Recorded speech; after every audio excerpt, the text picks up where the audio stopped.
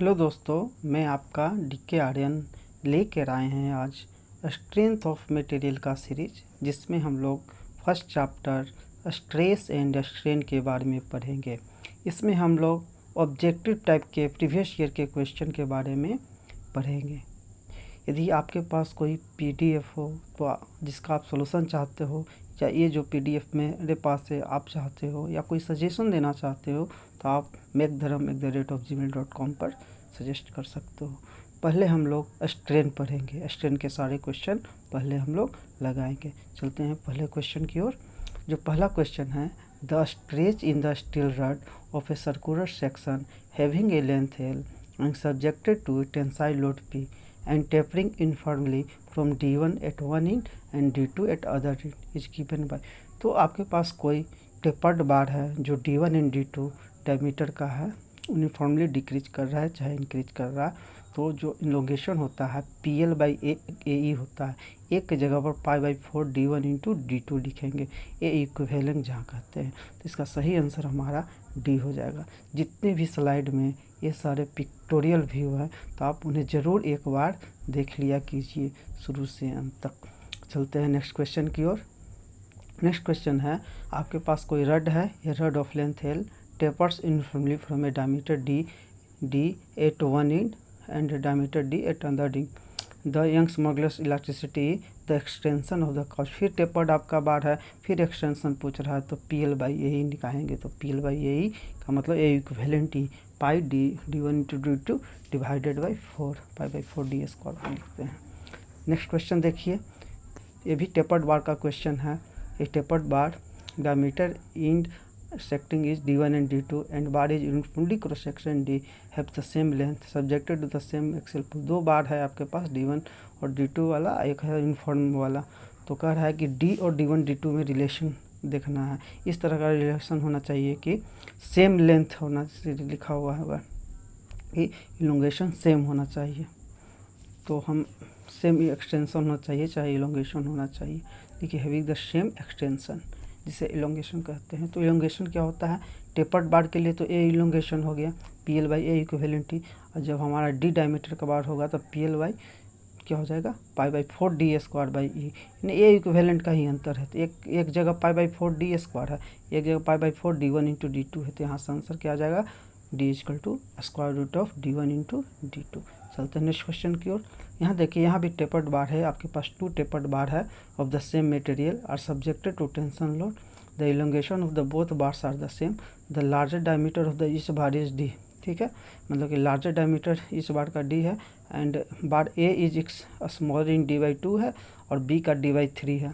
तो what is the ratio of elongation of A और B। तो ये इलोंगेशन का रेशियो पूछ रहा है A बार और B बार का, यानी कि दो बार है, D दोनों का सेम है, तो इलोंगेशन पूछ रहा है। देखिए इलोंगेशन जो होता है 4PL pi into E D1 into D2 लिखा हुआ। PL/A इक्विवेलेंट E होता है, यानी कि इलोंगेशन इन्वर्सली प्रोपोर्शनल है डायमीटर का। तो इलोंगेशन हमें चाहिए A डिवाइडेड बाई B। देखिए elongation A divided by B चाहिए, तो हमारा जो डायमीटर होगा B डिवाइडेड बाई A हो जाएगा। तो B का डायमीटर D/3 है और A का डायमीटर D/2 है, क्योंकि D कैंसिल हो जाएगा, D1 इंटू D2 करेंगे तो D/3 डिवाइडेड बाई D/2 यानी कि 2/3 आंसर हो जाएगा मेरा। चलिए नेक्स्ट क्वेश्चन की ओर। सेम क्वेश्चन फिर आया कि एक कोई आपके पास बार है, लेंथ L का है, यूनिफॉर्मली टेपर्ड, डायमीटर 1.1 D से 0.9 D है, othering the elongation due to axial computer using the mean diameter D। फिर इसको D कर दिया, what is the approximate error. ये एक बार हम जब इनिशियली हमारा ये कंडीशन है, तो इलोंगेशन जो होगा PL/A इक्विवेलेंट E से निकालेंगे। तो PL/A इक्विवेलेंट E से निकालेंगे तो A equivalent π/4 D1 into DT। तो 1.1 इंटू 0.99 की 0.99 D। देखिए 0.99 D² आ जाएगा। और जब D वाला रहेगा तो π/4 D² आ जाएगा, PL/A इक्विवेलेंट E का आ जाएगा। तो एरर क्या हो जाएगा, इसमें से इसमें घटा देंगे तो एरर आ जाएगा। एरर परसेंटेज आएगा तो ये ओरिजिनल से भाग देकर 100 से गुना कर देंगे तो 1% आंसर आ जाएगा, यानी कि C हमारा सही आंसर आएगा। यहाँ से देखिए, यहाँ पर देखिए the total extension of the बार, यानी कि यहाँ पे भी डेल्टा L ही पूछ रहा है, लोडेड शोइंग द फिगर। जो बार है एरिया ए है, इस तरह का एरिया ए है इस बार का। तो टोटल एक्सटेंशन पूछ रहे हैं हमको। टोटल एक्सटेंशन जानते हैं PL/AE होता है। यहाँ प्रिज्मेटिक बार है तो यहाँ 3 सेक्शन बनाएंगे, 1 सेक्शन 2 सेक्शन 3 सेक्शन, और FBD डायग्राम बना देंगे। FBD डायग्राम बनाकर तीनों में निकाल देंगे। तो यहाँ देखिए जब FBD डायग्राम बना दिए तो इस तरह का डायग्राम बन गया जो दिखाई दे रहा है आप लोग को। तो देखिए यहाँ भी टेंशन है, यहाँ भी टेंशन है, यहाँ भी टेंशन है, ठीक है।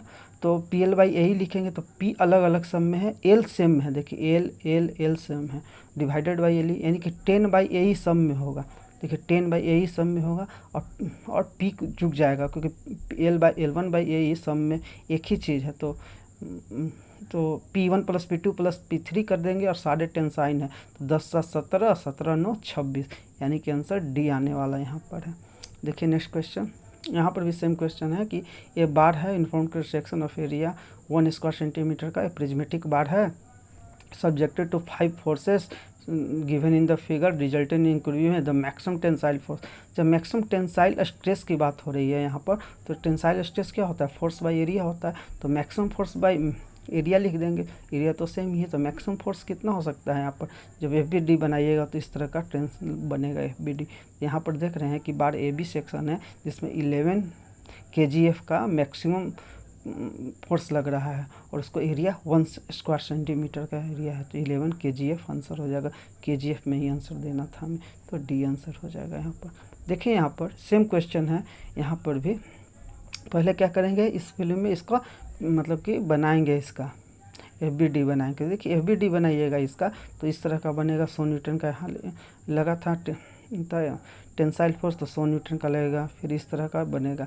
यहाँ देखिए PL/AE जहाँ हम देख लिए कि P तो तीनों में समान है, तो L अलग अलग है। L 0.5 है, 1 है, 0.5 है, तो L तीनों में तो अलग अलग है।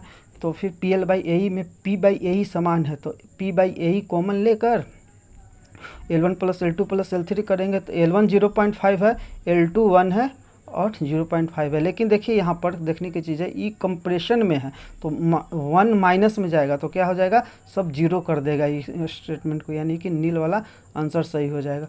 नेक्स्ट क्वेश्चन देखिए, यहाँ पर कोई कंपोजिट बार है आपके पास, सेम क्वेश्चन है। देखिए यहाँ पर for a composite bar consisting of a bar enclose inside a tube another material and when compressed under a load W whole through the rigid flex the end of the bar, the equation of the compatibility is given by।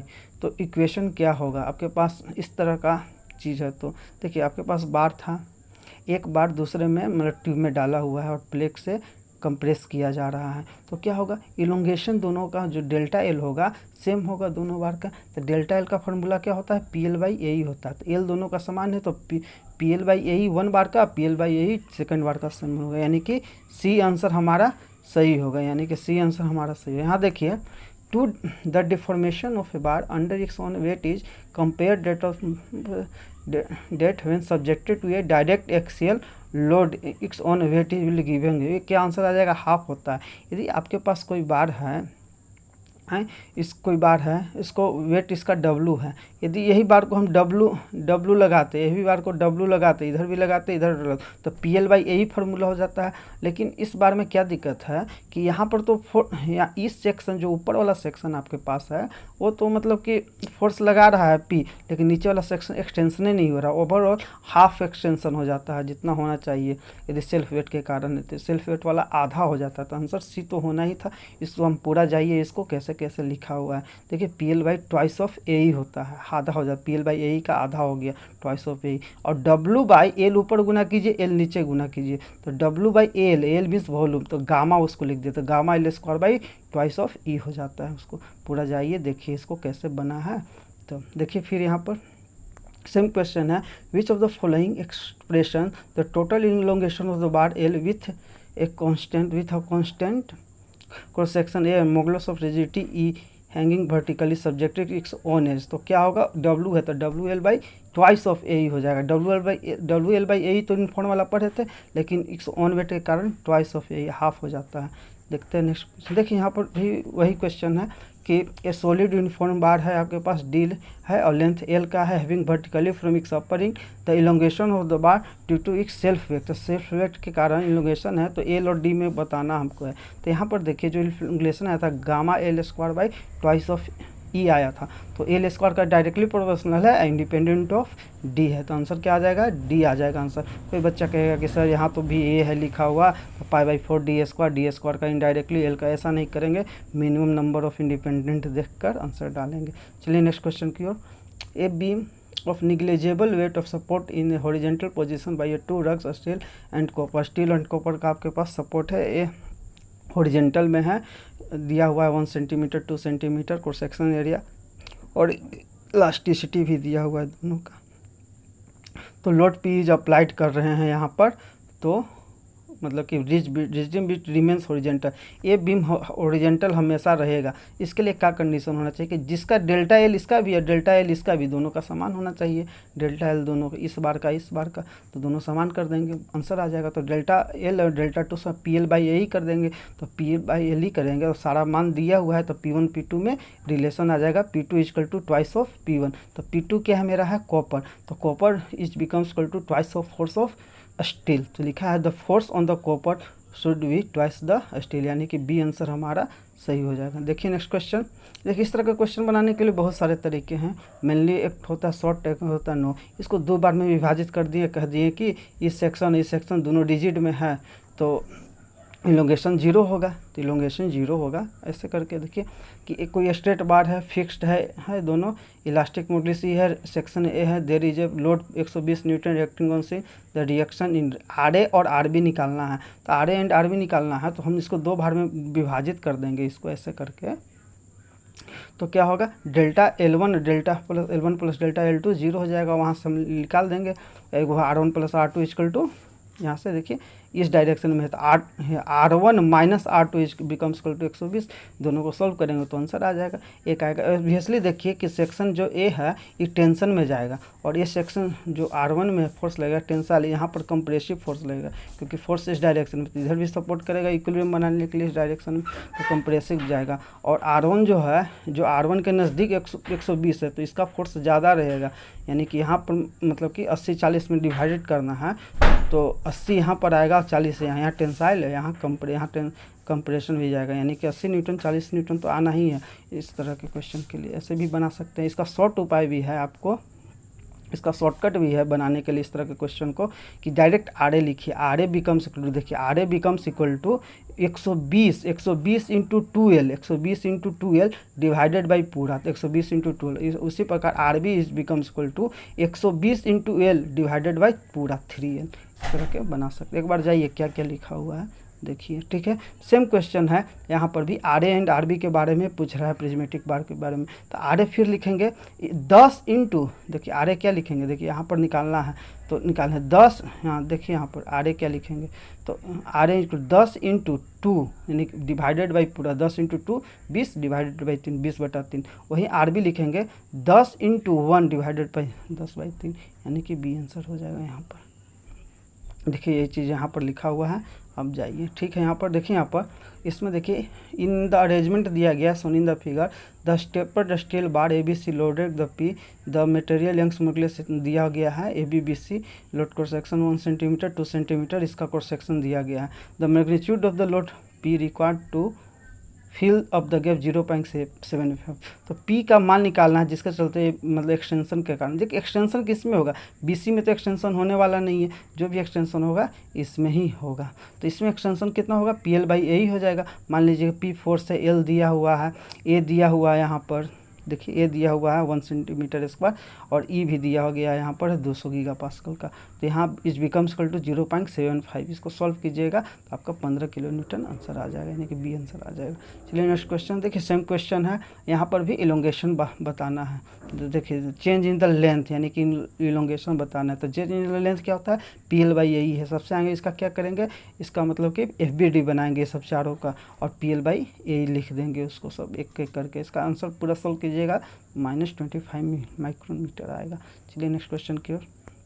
यहाँ भी same question है, पहले FBD बनाइए, फिर लिखा है elongation तो बार will be तो इलोंगेशन आपको निकालना, PL/AE का फार्मूला लगाइए, जैसे 10 किलोमीटर ऐसे ऐसे FBD बनाइए और सब अलग अलग फार्मूला लिखिए इसका, अलग अलग इसका, और मतलब कि देखिए कंप्रेशन में पॉजिटिव निगेटिव लिखिए, और टेंसाइन जहाँ फोर्स लग रहा है उसको निगेटिव से लिखिए, जोड़िए, तो इसका आंसर आ जाएगा 29.68 आ जाएगा आंसर। तो यानी कि ये आंसर आ जाएगा। देखिए नेक्स्ट क्वेश्चन, यहाँ पर देखिए कॉपर पीस है, ओरिजिनली 305 मिलीमीटर लेंथ का है, लॉन्ग है, पुल्ड किया जा रहा है, इसका स्ट्रेस इतना है, if the deformation in is modulus is this हो गया, द डिस्टेंस इलोगेशन भी, तो डेल्टा फिर यहाँ पर भी डेल्टा ही का निकालना है। तो हम डेल्टा हम जानते हैं PL/AE है, तो P/A को सिग्मा कहते हैं, सिग्मा दिया हुआ है यहाँ पर, P/A डायरेक्ट दिया गया है, लेंथ दिया है 305 और ई का मान 110 गीगापास्कल दिया गया, इसको सोल्व कीजिए तो 0.77 आ जाएगा, यानी कि डी आंसर आ जाएगा आपका।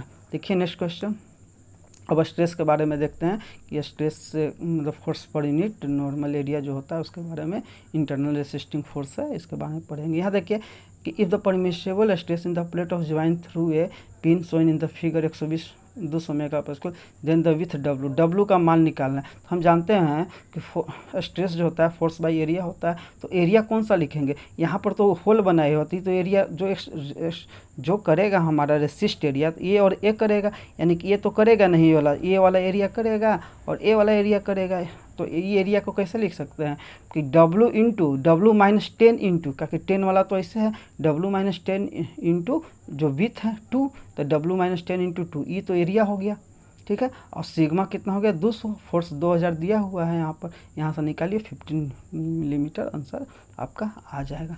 देखिए क्वेश्चन फिर कि the state of plane stress in a plate of a 100 millimetre thickness is given by, आपका मतलब कि 2 डायमेंशनल है, मतलब कि प्लेट में सिग्मा x और सिग्मा y दिया हुआ है, तो कह रहा है कि स्ट्रेस डेवलिंग सिग्मा जेग पूछ रहा है, तो सिग्मा जेग 0 आएगा, सिग्मा जेग 0 आएगा, क्योंकि जो डायरेक्शन है सिग्मा जेग में कोई फोर्स ही नहीं लग रहा है, भले स्ट्रेन आएगा लेकिन सिग्मा जेग क्या आएगा 0 आएगा यहाँ पर, यानी कि आंसर ए हो जाएगा, ठीक है।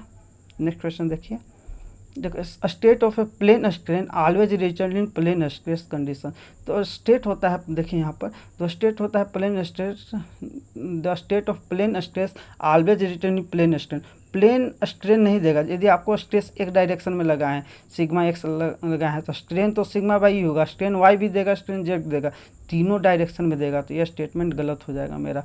एन यूनिएक्सियल स्टेट, यानी कि ये आंसर गलत है मेरा, ठीक है। तो a uniaxial state of stress result in a 3 dimensional state of strain, सही है, कोई यूनिएक्सियल स्ट्रेस लगाए हैं तो तीनों डायमेंशन में स्ट्रेन आपको मिलेगा, तो ये सही है। तो यहाँ देखिए the state of plane stress occur the surface, the state of the plane stress जो होता है, state of plane stress occur, ये जो स्टेटमेंट है यहाँ पर, ये स्टेटमेंट है, इधर देखिए, स्टेटमेंट में से कौन सही है कौन गलत को पता करना है। तो प्लेन स्ट्रेस क्या होता है, प्लेन स्ट्रेस मतलब कि होता है कि प्लेन स्ट्रेस का मतलब होता है सिग्मा जेड जो होता है वो 0 होना चाहिए, सिग्मा जेड जो होना चाहिए वो 0 होना चाहिए। देखिए सिग्मा जेड जो होना चाहिए वो 0 होना चाहिए, पूरा जो मतलब कि जाइए, मतलब कि पूरा थी पर, तो देखिए ये पूरा स्लाइड में जाइए, यहाँ पर लिखा हुआ है कि प्लेन स्ट्रेस से थिन जो बॉडी है तो प्लेन स्ट्रेस बनाएगा, थिन बॉडी है वो प्लेन स्ट्रेस बनाएगा, और जो थिक बॉडी है उसमें प्लेन स्ट्रेन का कंडीशन लगता है, प्लेन स्ट्रेन का कंडीशन क्यों लगता है इसमें लिखा गया है कि मतलब कंपोनेंट साइज के बारे में लिखा गया है। तो अब ये थिन बॉडी है, पतला बॉडी है तो सिग्मा जेड नहीं लगाएंगे, कोई पतला बॉडी है तो सिग्मा एक्स लगाएंगे, सिग्मा वाई लगाएंगे, सिग्मा जेड में फोर्स नहीं लगाएंगे, तो थिन बॉडी के लिए मतलब कि प्लेन स्ट्रेस का कंडीशन लगता है, थिक बॉडी के लिए प्लेन स्ट्रेन का कंडीशन है। ये भी लिखा स्टेट ऑफ प्लेन स्ट्रेस और करेक्ट द सरफेस, तो बात सही है, क्या लिखा है स्ट्रेस ना है यहाँ पर, तो स्ट्रेस और करेक्ट द सरफेस, बात सही है। The stress of plane strain और करेक्ट द सरफेस नहीं होगा, state of the plane stress और the interior part of the plate हो, यानी कि ई और 1 और 4 सही हो, यानी कि सी आंसर यहाँ पर सही हो जाएगा। आप लोग देखिए ये सब पढ़ के, ये सारी चीज़ें यहाँ पर भी पढ़ के देखिए क्या क्या लिखा हुआ है यहाँ पर, कि साइज कंपेयर करते हैं, फिर सिग्मा जेड क्यों करते हैं, ये देखिए। Thanks for watching.